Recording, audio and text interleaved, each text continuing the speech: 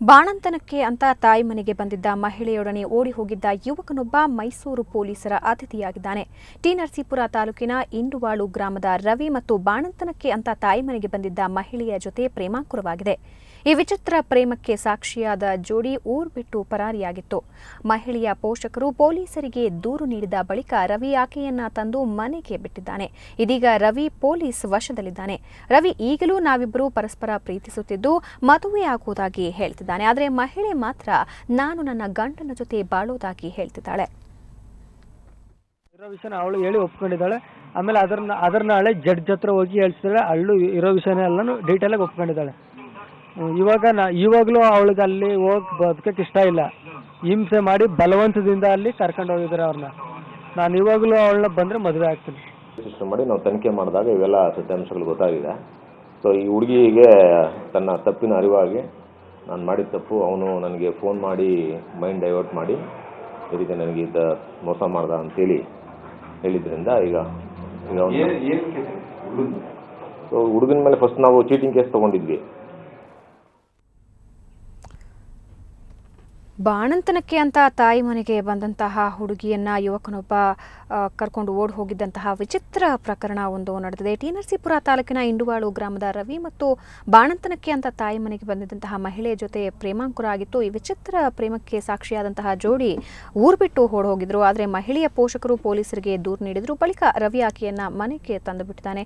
ಇದೀಗ ರವಿ ಪೊಲೀಸರ ವಶದಲ್ಲಿದ್ದಾನೆ. ರವಿ ಈಗಲೂ ನಾವಿಬ್ಬರು ಪರಸ್ಪರ ಪ್ರೀತಿಸ್ತಾ ಇದ್ದೀವಿ, ಮದುವೆ ಆಗ್ತೀವಿ ಅಂತ ಹೇಳ್ತಿದ್ದಾನೆ. ಆದರೆ ಮಹಿಳೆ ಮಾತ್ರ ನಾನು ನನ್ನ ಗಂಡನ ಮನೆ ಹೋಗಿ ಅವನ ಜೊತೆ ಬಾಳೋದಾಗಿ ಹೇಳ್ತಿದ್ದಾರೆ.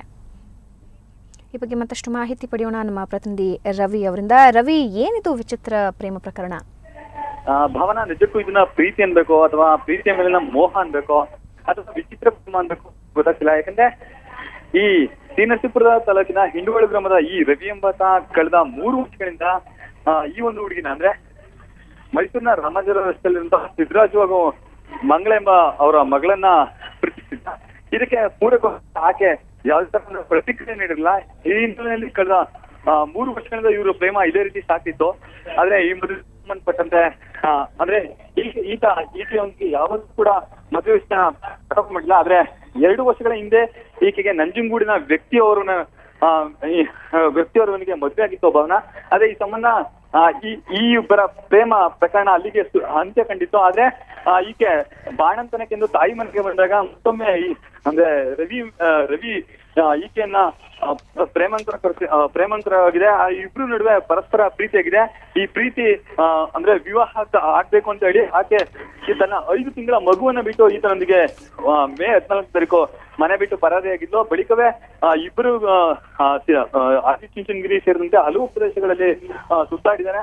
ಈ ವಿಷಯ ಅಂದ್ರೆ ಈತನೊಂದಿಗೆ ರವಿ ಜೊತೆ ಹೋಗಿರೋ ವಿಷಯ ಪೋಷಕರಿಗೆ ತಿಳಿದಾಗ ಮೈಸೂರಿನ KR ಪುರಂ ಠಾಣೆಯಲ್ಲಿ ಪ್ರಕರಣವನ್ನ ಆಕೆಯ ಪೋಷಕರು ದಾಖಲು ಮಾಡಿರ್ತಾರೆ. ಈ ಹಿನ್ನೆಲೆಯಲ್ಲಿ ಕೇಸ್ ವಿಷಯ ತಿಳಿದಂತಹ ಈತ ಆಕೆಯನ್ನ ಕರೆತಂದು ಮತ್ತೆ ಬಿಟ್ಟು ಹೋಗಿರ್ತಾನೆ.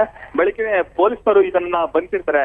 ಈ ಎಲ್ಲಾ ಬೆಳವಣಿಗೆಗಳ ನಡುವೆ ಅಂದ್ರೆ ಈಗ ರವಿ ಹೇಳೋ ಸ್ಥಿತಿ ಏನಂತ ಅಂದ್ರೆ ಆಕೆ ನನ್ನೊಂದಿಗೆ ಅಂದ್ರೆ ಪ್ರೇಮ, ಆಕೆಯೂ ಕೂಡ ನನ್ನನ್ನ ಪ್ರೀತಿಸ್ತಿದ್ಲು. ಈ ಸಂಬಂಧ ಇಬ್ಬರು ಕೂಡ ಪರಸ್ಪರ ಪ್ರೀತಿಸ್ತಿದ್ದೋ. ಆದ್ರೆ ಯಾರು ಮನೆಯಲ್ಲಿ ಸಹಮತ ಇಲ್ಲದ ಕಾರಣ ಈ ರೀತಿ ಆಗಿದೆ.